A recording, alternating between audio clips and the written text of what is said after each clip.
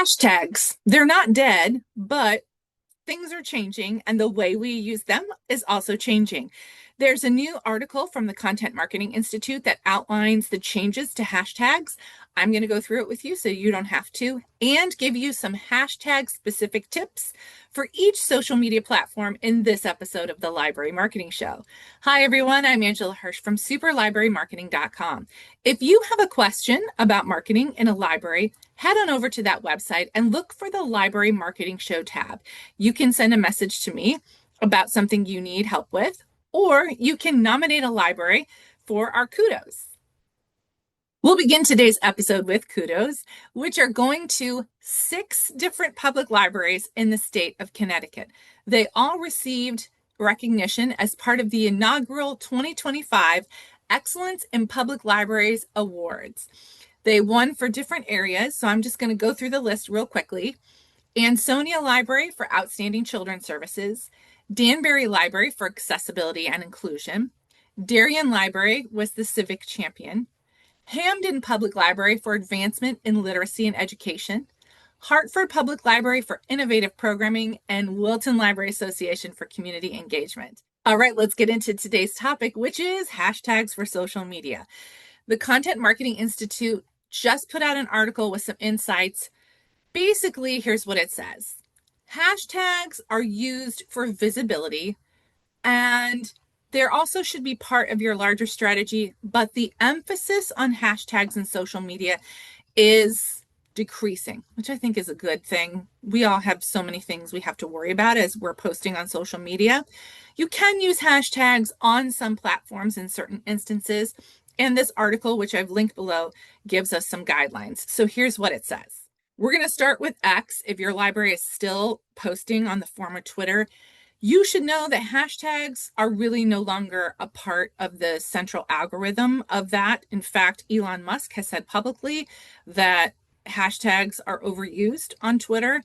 They might still be helpful for trending topics, but I would use them sparingly and strategically. On LinkedIn, you can add 3 to 5 relevant hashtags to your posts.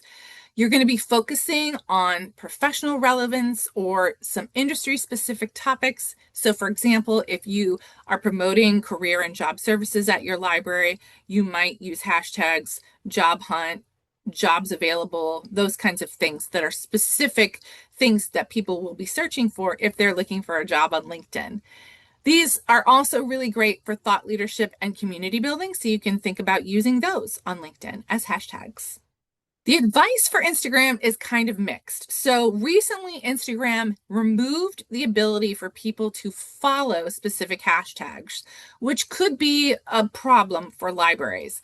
You can still add 5 to 10 relevant hashtags to your Instagram posts, according to the Content Marketing Institute.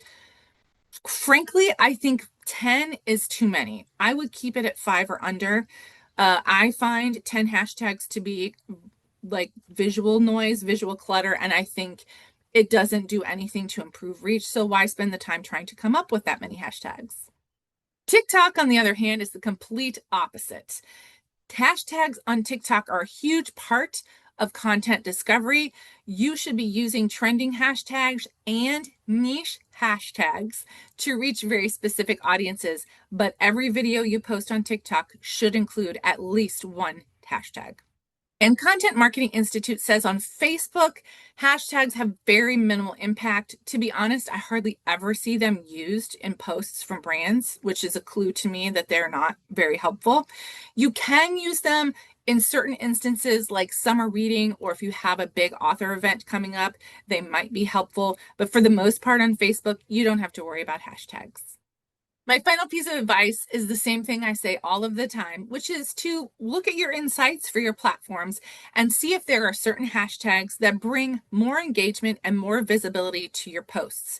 If you're adding hashtags and you're not seeing increased reach or engagement, then I don't think you actually need to worry about adding hashtags to your posts, with the exception of TikTok. So what do you think? Are you adding hashtags, and how many are you adding on which platforms? And have you found that there are certain hashtags that have been really effective for your library? Let's share your insights with other viewers down in the comments.